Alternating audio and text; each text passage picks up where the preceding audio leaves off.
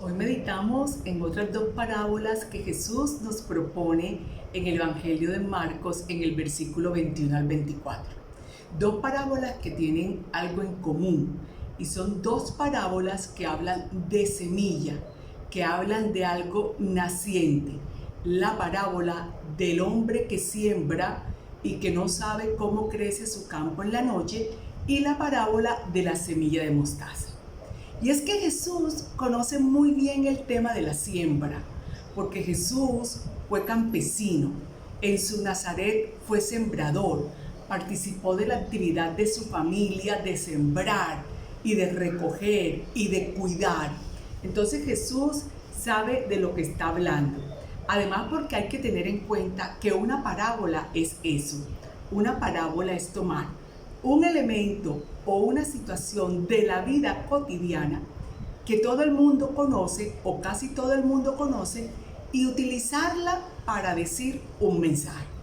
Entonces, tenemos dos parábolas muy bellas. La primera, la de la semilla que crece sola.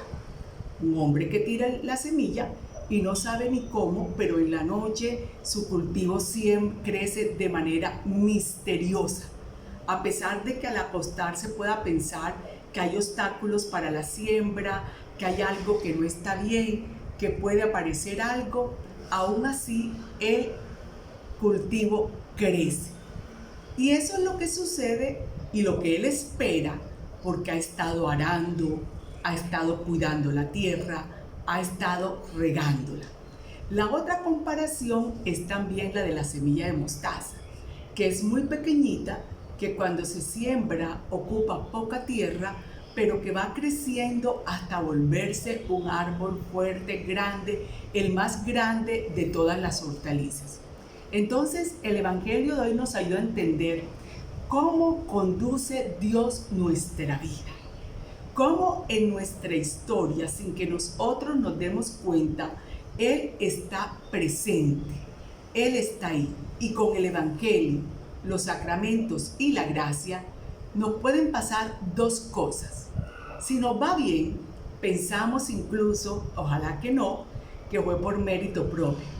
Pero si nos fue mal, nos desanimamos, nos hundimos. En la primera, porque pensamos que lo estamos haciendo bien, que somos nosotros los que estamos haciendo bien y nos olvidamos que es Dios. Y en la segunda empezamos a preguntarnos, ¿qué no hice bien? ¿Fue que no oré lo suficiente? ¿O no hice esto? ¿O no hice lo otro? No nos podemos desanimar si no conseguimos a corto plazo los efectos de la siembra de la palabra. Porque ya nos ha dicho la parábola que es un proceso y de manera muy misteriosa. Y es misteriosa porque el protagonismo lo tiene Dios. Por malas que nos parezcan las circunstancias de la vida, de la sociedad, la semilla de Dios se abrirá paso y producirá su fruto. Aunque no sepamos cuándo ni cómo, lo importante es tirar esa semilla en el nombre de Jesús.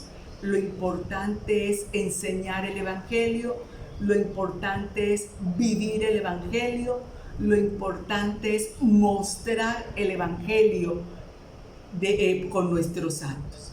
Porque cuando en nuestra vida hay una fuerza interior que nos edifica en todo lo que hacemos, y esa fuerza interior es el amor que ha ido creciendo en nosotros porque fue derramado en nuestros corazones, como dice Pablo, y ha ido creciendo en nosotros, se vuelve eficaz, se vuelve para edificar, trabaja en el nombre de Dios por la fuerza del Espíritu Santo para que otros también crean en ese Evangelio. Qué bellas parábolas y qué misterio las parábolas, porque Jesús se las decía a esas personas que entendían, que sabían lo que era sembrar. El mismo Pablo va a decir, cuando había esa discusión con Apolo, que uno sembraba, el otro recogía, porque esa fuerza misteriosa que hace crecer el reino de Dios en nosotros es el Espíritu Santo. Es Dios mismo. No somos nosotros. No es por nuestras fuerzas. Aunque tenemos que poner toda nuestra voluntad, toda nuestra disposición, todo nuestro ánimo para que cuando la palabra es oída y cuando vemos los signos del actuar de Dios en nuestra vida, pues sigamos animándonos. El reino de Dios es así. El reino de Dios es Jesús. Jesús vino como semilla de Dios. Jesús habló de lo que quería Dios, de quién era Dios, de cómo era Dios. Y lo hizo de manera que todos lo entendieran, para que nadie se quedara sin acercarse al reino de Dios. Un reino de paz, un reino de justicia, un reino solidario, un reino en donde todos somos hermanos. Porque así podemos también ver en los cultivos, en el campo, que unas matitas pueden crecer más que otras, pero eso no quiere decir que sean mejores que otras a los ojos de Dios. Hoy te pregunto y me pregunto, ¿cuánta disposición has dejado para que esa semilla que ha sido sembrada verdaderamente sea Dios quien la haga crecer? ¿Cuántas veces a la palabra le ponemos obstáculos, le ponemos peros, le ponemos incredulidad, le ponemos selectividad? Y eso es la maleza, esos son los zancudos, esos son todos esos insectos que no la dejan crecer. Espíritu Santo, ayúdanos.